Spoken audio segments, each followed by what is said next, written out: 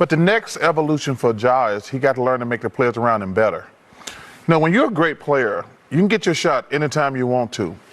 But to take that next step, you don't think he makes them better? I'm saying the players around him. Yeah, that's what I'm saying. I don't think he's added that to his game yet.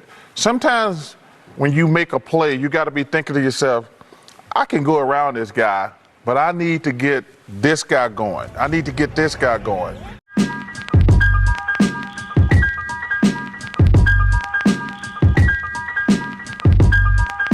Ja Morant is wilding right now, so that was his response to Charles Barkley. He's got to make his play. He got to make the guys around him play better, Ernie. That was his response to that. And it's been like 10 hours. He still got it up there. Most people in this coward society, they delete their tweets. That's their way of saying, I apologize. No, keep it up there. Say how you feel. Stick your chest out. He said, knee pads. I don't know if unless you slow, you know what that mean. Better suck my dick. You know what that mean. Look, these players are fed up. Usually Kevin Durant is leading this charge as the one player that will speak up, that will talk back to the media. He don't usually get explicit like this, though. You don't usually see this type of energy from Ja Morant. Is still like a new superstar. They had just anointed him a year ago. He's always doing the gritty. He's a walking basket, point guard technically. But yeah, I mean, these old cliches, I'm tired of it too. These old cliches by the media, and it's not just black media. Of course they're tired of, Barkley and Shaq right now got a lot of NBA players feeling certain ways about them because of Kyrie. A lot of these young athletes in the NBA, a lot of these guys are Kyrie Irving guys. A lot of these guys really, they fuck with Kyrie. And they were disappointed with those comments by people like, Shaq, Barkley. Shaq in particular, very disappointing that he was riding that wave also. You expect this out of Stephen A. Smith. You wasn't really expecting that from Shaq. But Barkley, Barkley, it is what it is. Barkley don't care. But I applaud Ja Morant for saying, hey, I think it's not that he can't take criticism, because people are like, oh, they just soft. It's not even about that. They're tired of, sports media and these old cliches. They always got to say something negative about you. It's always, they have to. You could be a good player or a great player. Even if you're great, they have to have something negative. I'm learning that now in management. When you do an observation on an employee, you got to have at least one negative thing that you have to say. It's by policy. So his thing is, he's not making guys around him better. They say the same thing about Luka. They say the same thing about, they used to say the same thing about AI.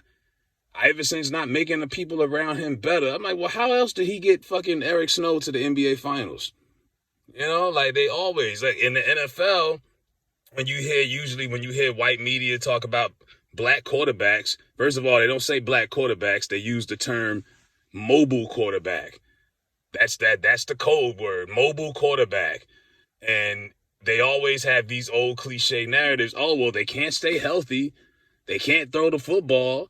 They're not accurate. They can't read the defense. It's basically like saying, oh, you could just run. You're not smart enough to read the defense, and you can't throw like the rest of the guys. And look at some of these mobile black quarterbacks that have over-succeeded these expectations. Oh, they can't play. They can't stay healthy. Mike Vick played over 10 years. So did Randall Cunningham. Russell Wilson is on his 10th year. Pat Mahomes is in like year 5.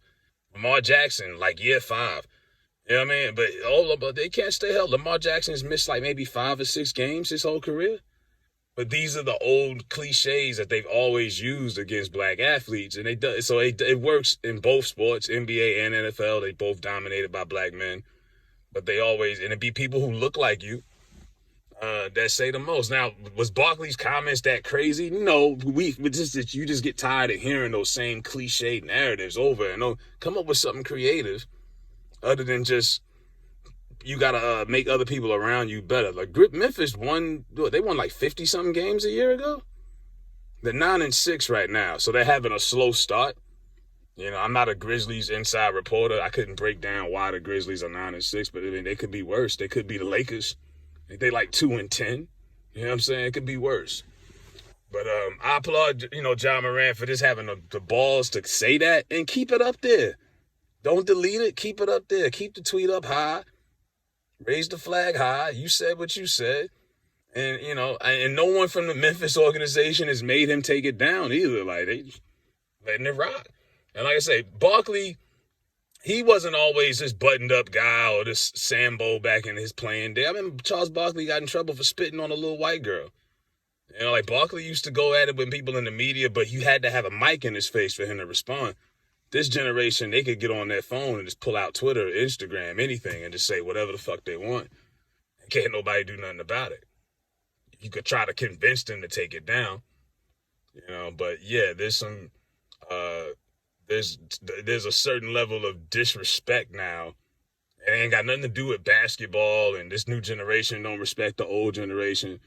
I think just seeing how the whole Kyrie situation got some of these players looking at Barkley and Shaq funnier than they normally would have. Because I think if Charles Barkley would have said that same statement a year ago, Ja Morant doesn't respond the same. But a year later, his status is a little bit more higher, obviously.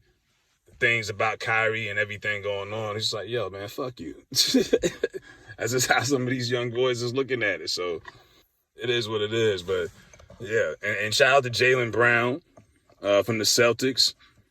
Killing it right now. He's been speaking up the NBA Players Association, calling out the Nets owner. The Nets owner still saying Kyrie's got some work to do, even after the list of demands and the apology and the $500,000 fine. And it's been over 5 games. Thing is, now the Nets are playing better without Kyrie. They're like 4-1. I think they got blown out yesterday. They got killed last night.